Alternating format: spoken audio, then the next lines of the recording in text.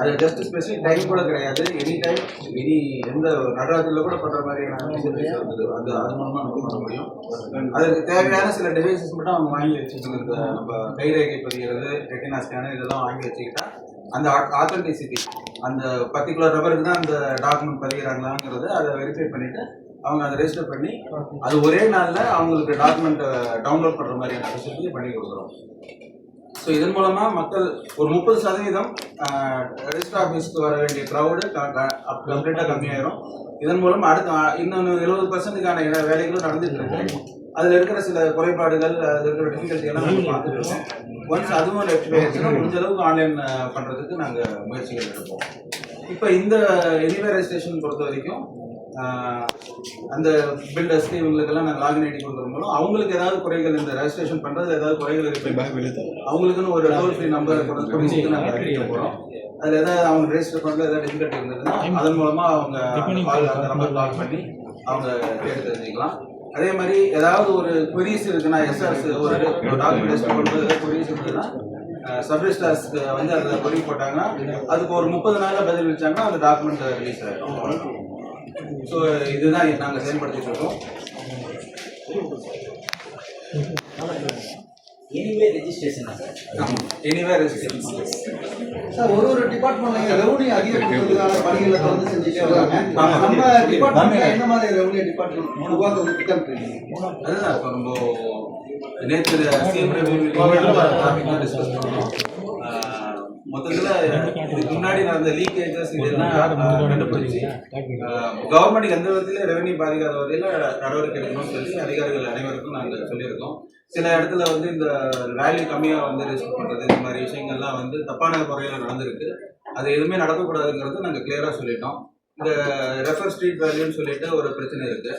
அந்த பிரச்சனைகளையும் சரி பண்ணுறதுக்கான முயற்சிகள் இருக்கும். இன்னும் ஒரு மாதத்துல எல்லாத்துக்குமே ஒரு தீர்வு காணும் சார். இப்போ சார் சொல்லும் போதே ஒன்று சொன்னீங்க சார், அந்த வேல்யூவை குறைச்சி காட்டி பதிவு பண்ணியிருக்காங்க. அது வந்து இன்னமும் இருக்கிறதா சொல்கிறாங்க. என்ன பண்ணுறாங்க, பதிவுக்கு போகிற மக்கள்கிட்ட அப்படி சொல்லி அங்கே இருக்கக்கூடிய அதிகாரிகள் வந்து பணம் வாங்குறாங்க அப்படிங்கிற குற்றச்சாட்டு இல்லை. அதிகாரப்பூர்வமாக எந்த தகவலும் கிடைக்காம மக்கள் வந்து எந்த ஒரு முடிவுக்கும் வந்துட வேண்டாம்.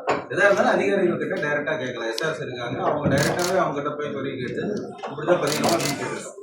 மற்றவங்க வந்து இந்த இடைத்தரகர்களோட வந்து வேலைகள் வந்து என்னைக்குமே வந்து இந்த அரசு வந்து அனுமதிக்காது, என்கரேஜும் பண்ணாது.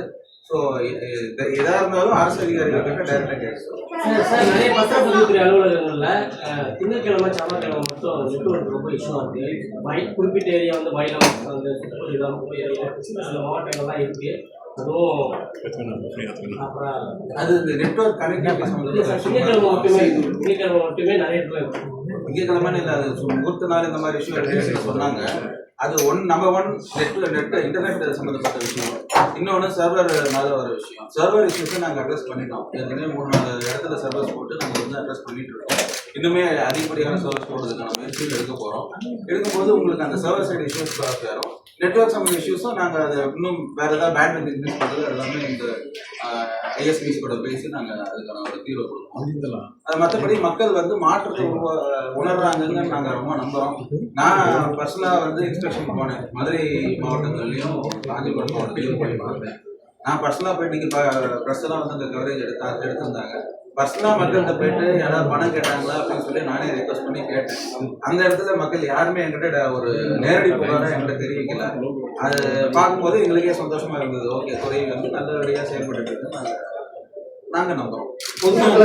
இதனால வந்து நடவடிக்கை முடிஞ்சிருச்சான்னு கேட்டீங்கன்னா இல்லை, நடவடிக்கை தொடர்ந்து செயல்பட்டு இருக்கோம்.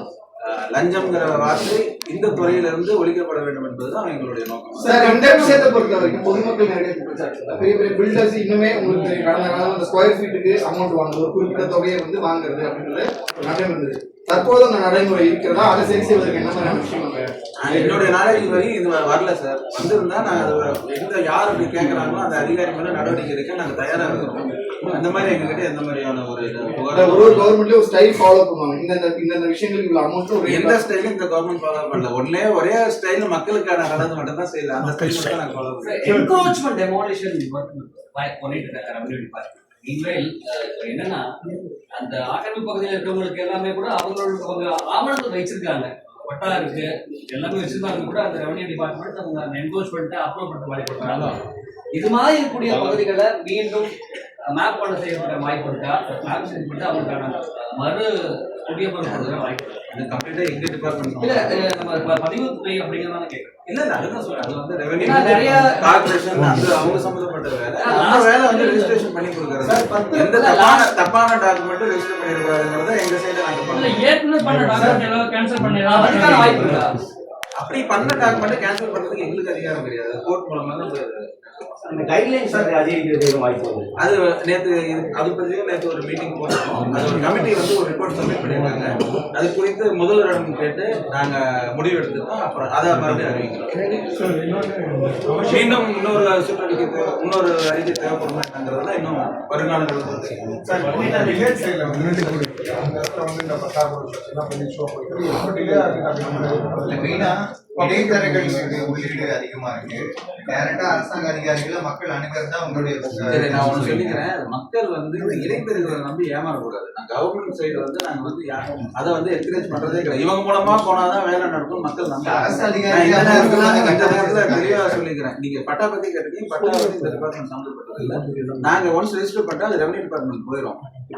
இப்ப சமீபத்துல ஒரு ட்ரை பேட்ச் அக்ரிமெண்ட் போட்டிருக்கோம். IT department, registration department, revenue department. மாண்புமிகு ரெவன்யூ மினிஸ்டர் அண்ணன் செங்கோட்டையன் அவர்கள் வந்து அது ஒரு பிரஸ் மீட்ல குறிப்பிட்டிருக்காரு. ஆட்டோமேட்டேஷன்ங்கிற முறையில தொழில்நுட்ப ரீதியா நாங்க இங்க ரெஜிஸ்ட்ரேஷன் பண்ணிட்டா இமீடியட்டா அந்த பட்டா மாறுது, நேம் டிரான்ஸ்ஃபர் ஆகிற மாதிரியான ஒரு சிஸ்டம் கொண்டு வந்துட்டோம். ஆல்மோஸ்ட் அது வந்து நடைமுறைக்கு வந்துருச்சு. சில கிளிச்சஸ் இருக்கு, சாஃப்ட்வேர்னாலே சில கிளிச்சஸ் இருக்கும்.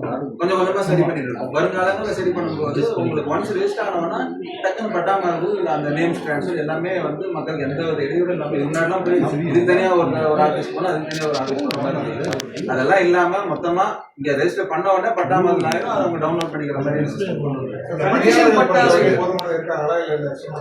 சில வேகன்சிஸ் இருக்கு. நாங்க ஒர்க் அவுட் பண்ணிட்டு இருக்கோம். கூடிய சீக்கிரம் எல்லாமே அந்த வேகன்சினால சில வேலை தடைப்படுதான்னு கேட்டீங்கன்னா இல்ல. அதாவது பாத்தீங்கன்னா எங்க ஹெவியா வேலை ஆட்கள் தேவைப்படுது அங்கெல்லாம் வந்து ஆள் போட்டு நாங்க வேலை பண்ணிட்டு இருக்கோம்.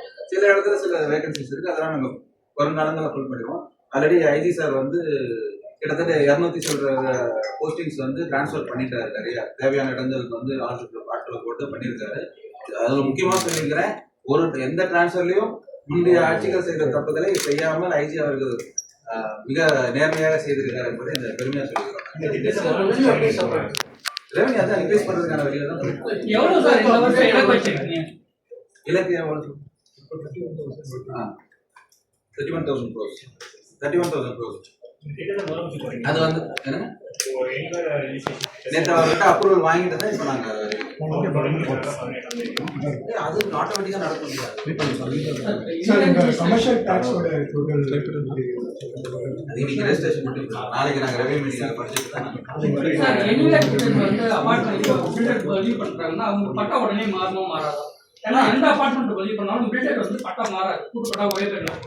அது மாத்திரத்துக்கு என்ன பண்ண போறீங்க?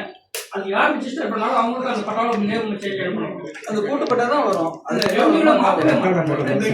அதுக்கு என்ன மக்களுக்கு இப்போ ஸ்பீட் வச்சிருக்கீங்க. அந்த 2 மணி நேரமா எந்த ரிப்போர்ட் சார்ஜ் இல்ல, எல்லாமே நின்றுங்க பாருங்க 2 சைடு. நீங்க ப்ராப்பரா அரேஞ்ச் பண்ணது நல்லா இருக்கு சார். 31 லட்சம் கோடி அப்படிங்கிறது நம்ம பதிவுத்துறை மூலம் வருவாய் அதிகரிக்கிறது.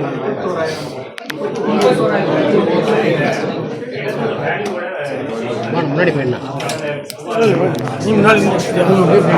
எல்லாமே டைரக்ஷன் கொடுத்துருவாங்க. அந்த மாதிரி தப்பு நடக்க வாய்ப்பு இல்லாத மாதிரி டைரக்ஷன் மக்கள் குறை தெரிவிப்பதற்கு ஒரு டோல் ஃப்ரீ நம்பர் கூடிய சீக்கிரம் அறிவிக்கப்படும். அது மறுபடியும் உங்களை கூப்பிடுறோம். நாங்கள் உங்க மூலமா தான் டோல் ஃப்ரீ நம்பரை அறிவிச்சதுக்கு அப்புறம் மக்கள் நேரடியாக அந்த டோல் ஃப்ரீ நம்பரை கால் பண்ணி குறைகளை தெரிவிக்கலாம். இமீடியட்டா எங்களுடைய கவனத்துக்கு வரும். இந்த 5 கிலோமீட்டர் வந்து யாரும் அது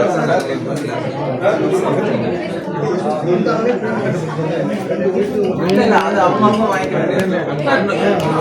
நினைக்கிறவங்க அவங்க தனியா அந்த டிவைஸ் வாங்கி சார். கடந்த ஆட்சி காலத்தில் பள்ளிக்காரனை சதுப்பு எவ்வளோ ஒதுக்கீடு பண்ணியிருந்தாங்க. அது ஒரு பட்டம் ஆயிடுச்சு, ரெஜிஸ்டர் ஆயிடுச்சு. அது இன்னும் கேன்சல் பண்ண ஏதாவது திட்டம் இருக்கா? அரசோட இடம் அது என்ன பார்க்கணும்.